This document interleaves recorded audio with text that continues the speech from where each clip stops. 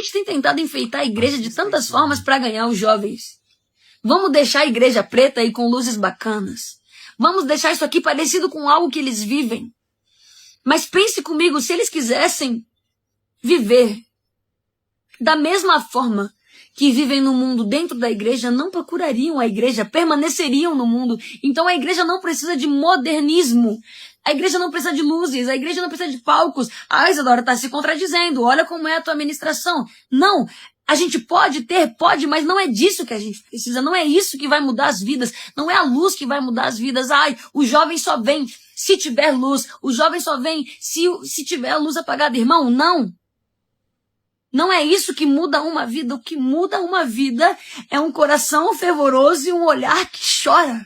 Eu não posso negociar o que está escrito na palavra de Deus.